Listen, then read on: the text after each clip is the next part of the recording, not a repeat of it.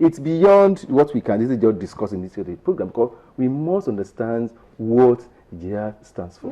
Jihad nafsi, jihad has to do with yourselves. That's one I just about to say. You see, jihad, like I said, jihad is categorized into 3 stages. Okay.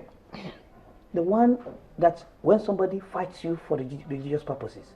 The second is when you now, once it's in the hadith, the Prophet was returning from a battle. He now told the Sahaba, he said, we have ja'na min jihad al-asghar ila jihad al-akbar. We are now returning from a lesser jihad. It means the word jihad is also, when they now ask him, what is the greater jihad? He said, jihad bin nafs. That striving and fighting against the evil that lives in man. So that is the word given to it, it's also jihad. So fighting to repel evil that lives in you, trying to admonish yourself, make yourself a man of God. The word used for it is jihad. So not killing others. So there is a personal jihad that we fight, which is the battle within. That is the real jihad. That is the real jihad. The battle within is the real jihad. That's the real jihad. You see, personally, I think the truth is the Nigerian context is just making a mountain out of a molehill, actually. I mean, why don't you tell me to die so that I can go to heaven to get some virgins? I'm educated. And reasonably, I know more about the religion. And you can get the virgin here, so why die? Why should I have to die to get them? It's probably because you can't ask a girl out anyway. Not you, I'm just saying. For those people. See, I mean, so we should look at the context where this obscene ideologies thrive. Look at the poverty around there. These are the issues we should be looking at, actually.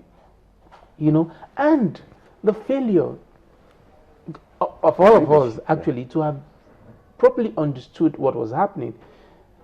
Mark you, when Sharia became an issue in the North, in the time of General Olusegun Obasanjo, there was so much pressure on him. And Obasanjo was just laid back in his usual manner. I mean, and when eventually he said, look, if jihad is sincere, Christians have no problem. If their Sharia is sincere, Christians have no problem. If it is not, the more reason they don't have a problem, because it will die a natural cause. So they just sensationalized it then.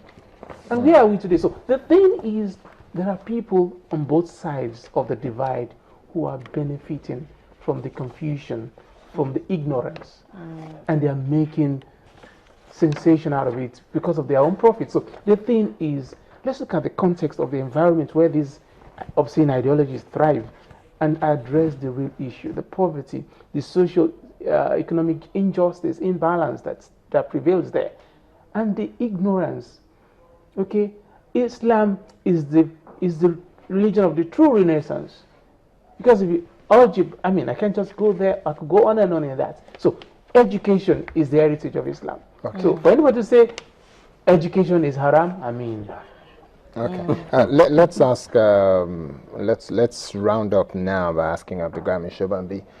In terms of wrapping up now, what will be your message to those who are vulnerable people that the likes of Boko Haram are taking advantage of and brainwashing them and getting them to come and kill people in the name of Islam, which is wrong? What should we be saying to them? The scholars should rise and make everybody to understand that Islam stands for peace.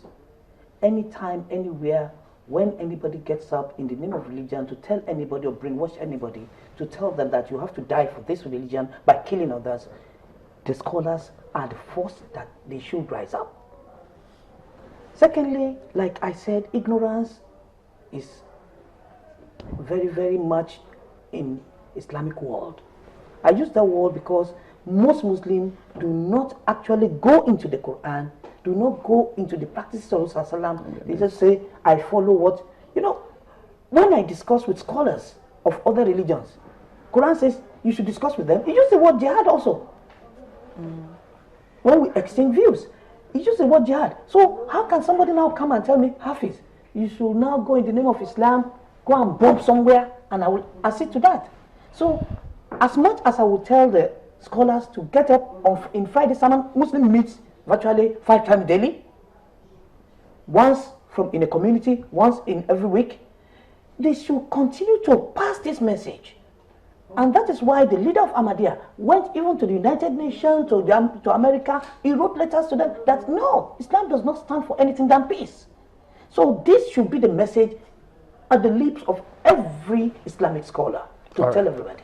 Kazim, your final word? Let's maintain peace. Like the essence of Eid al-Kabir, it has to do with understanding our faith, being obedient to Allah. Let's keep that. If we can propel that, I think that society will be better. Okay, your final word, Dari. When the Haya was revealed, and where Allah said, Allah is great, Allah is happy when you spend the best of which you have in the path of Allah. One of the Sahaba who was with the Prophet then said, I have a particular property, like saying you have a land in Banana Island, for example, very choice, and I'm giving it to Allah. You know, the Prophet said, it's good, Allah is happy with you, but Allah will be happier if you go and give this to your family. Go and share that estate with your family. The essence of Islam is good. First from our immediate family, our neighbor, and then the larger community. I think that is what we have lost. We have denied ourselves our rights upon ourselves, the rights of Allah upon us, and the rights of our community upon us. If we start going back to that, I think that hukm that we are so much clamoring for will come back. So I think the first thing is, let's get back to the basics. Okay. Well, on that note, we will have to leave it there and say thank you very much, Dari Dairo, Muslim youth and social commentator, Abdul Ghani Shobambi, Muslim cleric and a member of Ahmadiyya Muslim Jamaat of Nigeria, and also Kazim Akinreti, National Secretary, Publications and Media Relations, Ahmadiyya Muslim Jamaat Nigeria. Thank you very much. It's a great opportunity to be here. So, happy Salah, Barakah de Salah. Well, you cannot get the ram now because the ram is already been slaughtered because they've prayed. So the process of... I mean the roasted one. I actually had to do a big jihad to leave the ram to come here.